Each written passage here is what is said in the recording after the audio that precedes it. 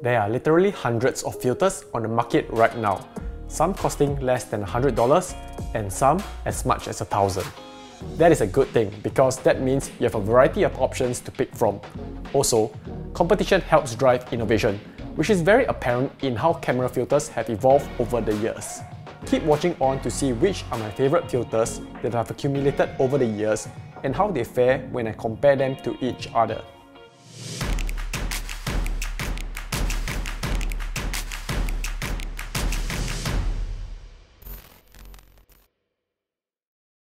Hey guys, what's up? My name is Bernard and welcome to the channel. So if you're new here, do consider subscribing if you enjoy this video because it really helps me out. Anyways, on to the topic on hand. You probably already know the filters that I'll be talking about today because of the video title and the B-roll that's playing on the screen right now. Just to clarify, these shortlisted filters are not the only ones I own. They are just the ones that I've tried over the years and think that they're the best and they remain permanently in my kit. Until something better comes along, of course.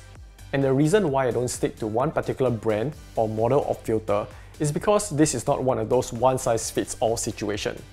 Each filter has unique features that allows it to excel in certain situations and be at a disadvantage in others. That said, I'll still be comparing these filters to each other in terms of image quality, and I'll be sharing with you the pros and cons of each system, so you can make a well-informed decision of which system fits you the best. Disclaimer, this is not a sponsored video, so I am free to say anything that I want. We begin by looking at how each filter potentially affects image quality and color accuracy. As each of these filters have a different density range, take it with a pinch of salt when I'm not comparing them at the same density. I conducted this test indoors with controlled lighting to ensure consistency as much as possible and used false colors to adjust the exposure accordingly. I also kept the white balance consistent. I tested each filter at its lightest and darkest density of its range to see what characteristics it has. Unsurprisingly, at 7.5 stops, there is heavy vignetting, as Polar Pro already recommended not to use this at any focal length under 35mm. I just wanted to show you what happens when you do so. In the earlier example at 6 stops, when you're shooting at 24mm, there is some vignetting as well, and I found that the sweet spot where the image is much more usable is at 5 stops. But one thing for sure that you can see throughout the entire range is the color shift from the original image without a filter. This gets more apparent as you use a higher density. More on this topic in a bit. Now, we move on to the Freewell magnetic VND filters. As this filter system has two different ranges, 2 to 5 and 6 to 9, I have to test them at 4 different densities. At a focal range of 24mm, I found that I get less vignetting at 6 stops as compared to at 5 stops. Basically, you'll get better results if you use the minimum density of each filter.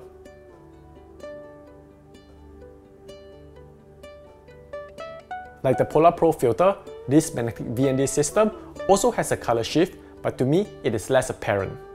The last set of filters we'll be looking at is the Freewell Quick Swap system. These are the only set of filters in this comparison that have a fixed neutral density. What you will notice is that what you sacrifice in convenience, you make up for it in color accuracy. Also, there is no vignetting even at 6 stops.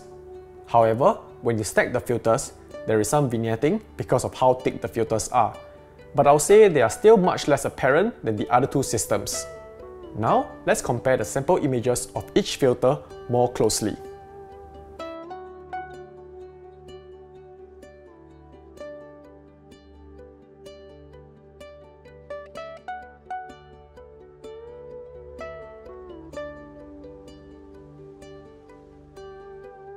Here is a side-by-side comparison so you can see how much the filter has altered the original colors.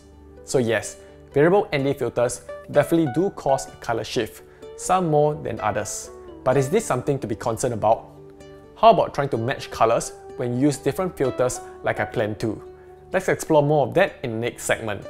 You will now be looking at the exact same images as the earlier examples. The only difference this time is that I adjusted the white balance by using the eyedropper tool in Premiere Pro. Other than that, I did no other adjustments.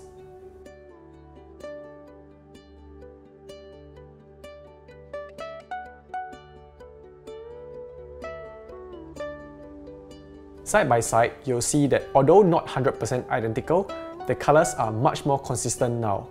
And this is without any color grading. A good colorist should be able to match all this footage without any problems. What if you're someone like me that hates any kind of extra post-production work and wants to get everything right in camera? Let's see what we can do. This time, instead of keeping the same white balance in all my shots, I will set the white balance to each filter and see what the results are. This time, I did not do any color correction in post. What you see is straight out of the camera. As you can see in these side-by-side images, although not perfect, the shots look similar enough, at least much better than before.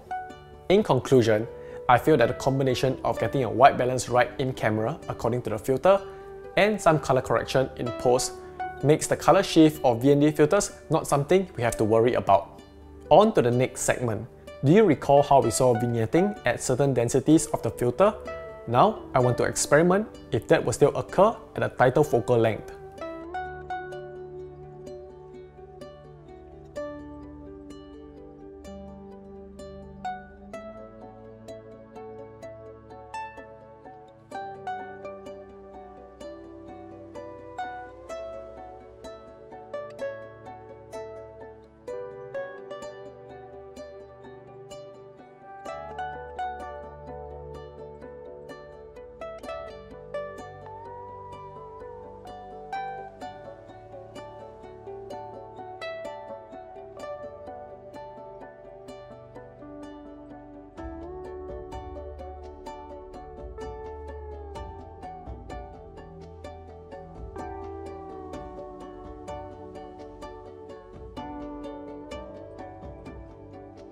I am happy to report that when you use a tighter focal length, all vignetting should be eliminated.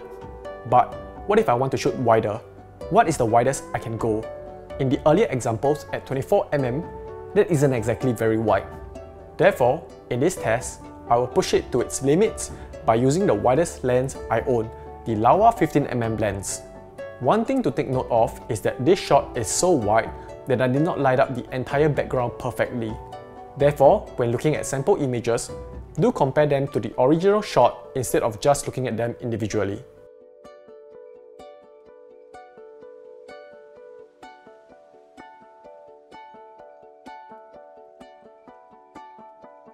In this test, unsurprisingly, the fixed ND filters performed the best, and it was a close fight between the two VND systems, but I'll give a slight edge to the Polar Pro Recon.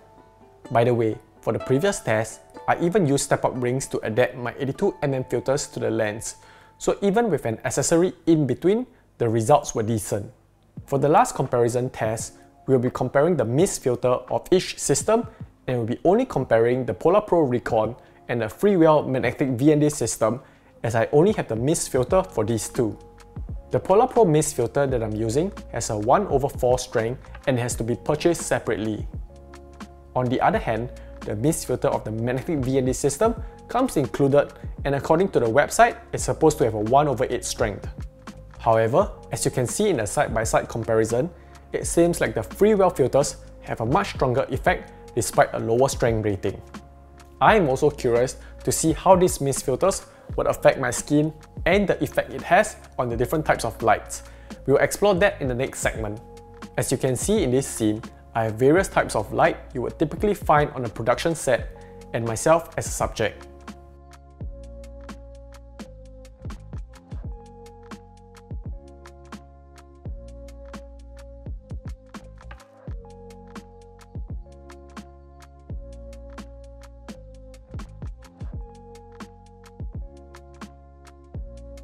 Looking at the images side by side, I would say it has a very subtle effect on my skin, making it a tad bit smoother.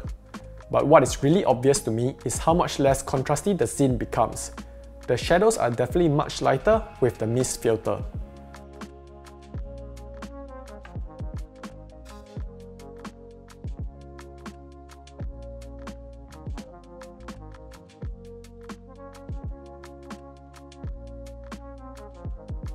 This comparison of the two mist filters side by side further iterates my point that the Freewell mist looks much stronger than the Polar Pro.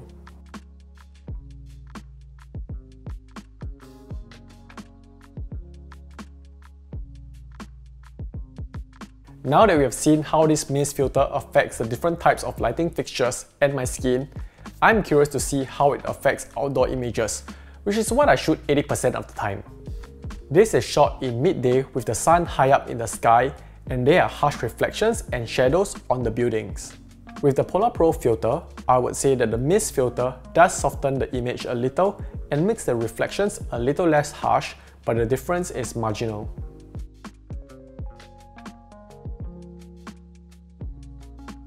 When it came to the Freewell mist filter, the difference was much more apparent. The entire scene immediately looks much more hazy.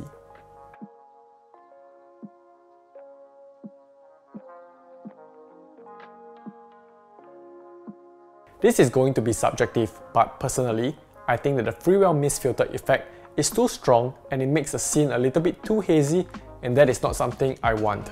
I have one more outdoor example for you to see. This time, it is a sunset and I'm shooting directly into the sun. With the mist filter on, it definitely causes the sun to have a larger bloom effect and it raised the shadows quite a bit. I think that this mist filter will be particularly useful when shooting golden hour with a subject backlit.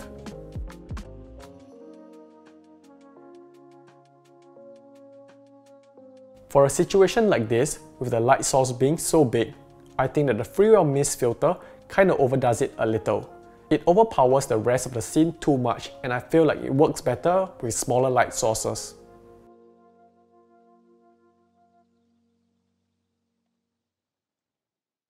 In conclusion, between the two, I lean towards the effect the Polar Pro mist filter creates in all the different scenarios.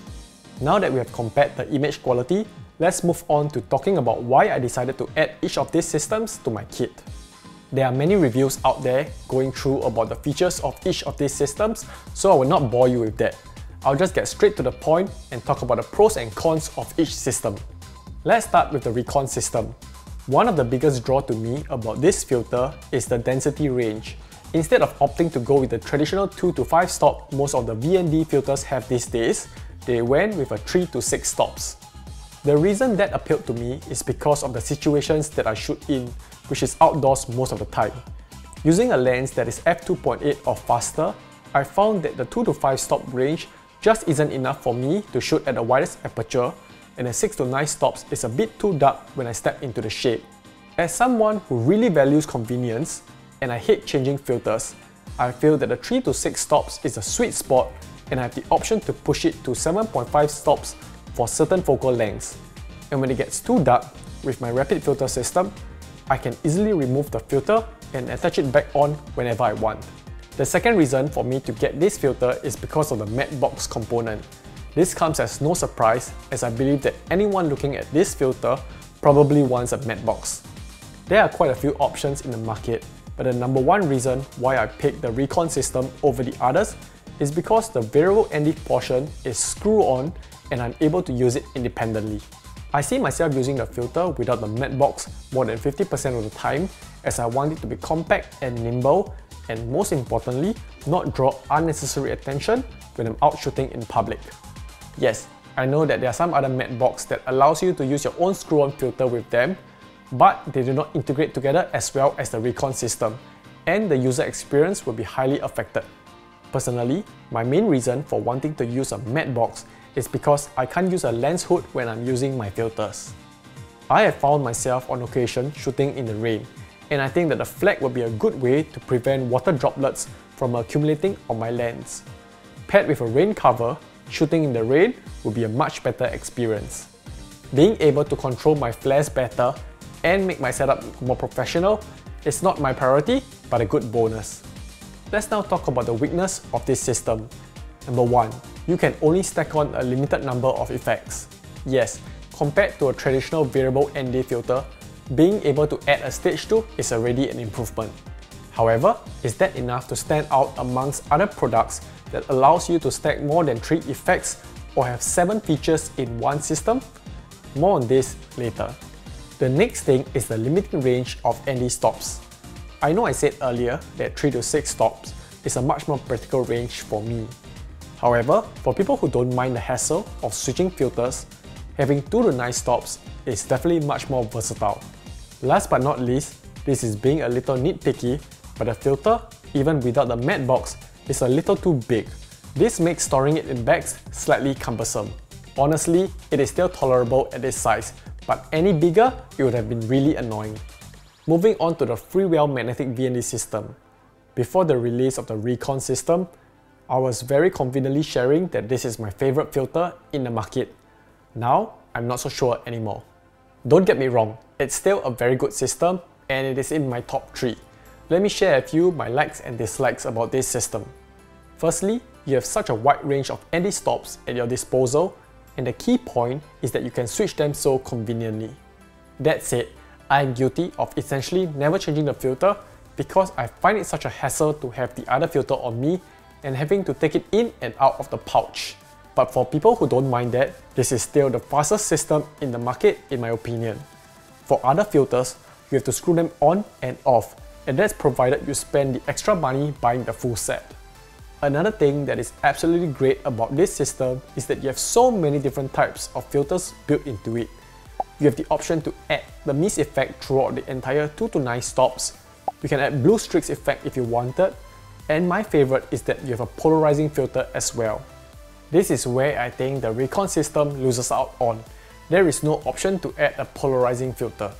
The versatility and features packed into this system at such an affordable price point is the reason why I think this is such a great product. However, with every product, there are its pros and cons. The heart of this system, which to me is the magnetic element, the very reason it makes it great is also what causes it to have certain flaws. The biggest thing I dislike about this filter is the possibility to knock off your front filter or the lens cap accidentally. Granted that it doesn't happen often, but it still happened to me a couple of times. The next thing that I dislike, although still tolerable and totally understandable, is that the filters tend to get dirty more often and you have more sides to clean. Unavoidably, when you're changing filters, dust and dirt tends to get on them, and because this system has so many configurations, as you change them, they tend to get dirty more quickly. So, instead of having only one surface to clean for a screw-on filter, I now have up to 8 surfaces to clean. Last but not least, Freewell's magnetic quick swap system, the only set of filters in this comparison that has a fixed neutral density. The biggest benefit of using this filter to me is of course the color accuracy and the fact that I don't have to worry about vignetting as much. Being a magnetic system, I find it very convenient to change or stack filters. However, you do have to be careful about stacking too many filters on certain focal lengths because it will cause vignetting. The disadvantage of a fixed ND filter is of course the lack of flexibility. And, like the magnetic VND system, it is also possible to knock the filters off your lens. To conclude this video, if you are looking for the best bang for your buck and a very versatile filter, I would highly recommend the Freewell magnetic VND. However, for my use case, my favorite set of filters at the moment is the Polar Pro Recon system. Also, if you are in need of a matte box between these 3 systems, the Recon is the only option. As for the Freewell quick swap system, if you are someone that shoots wide angle a lot, I would recommend this set of filters to avoid all the vignetting. The color accuracy is a big bonus as well. Like I said, this is not a one-size-fits-all situation, and the best filter for you will be dependent on your needs. I hope you guys enjoyed this video. Don't forget to like and subscribe if you did. That's pretty much it for today. It's a wrap!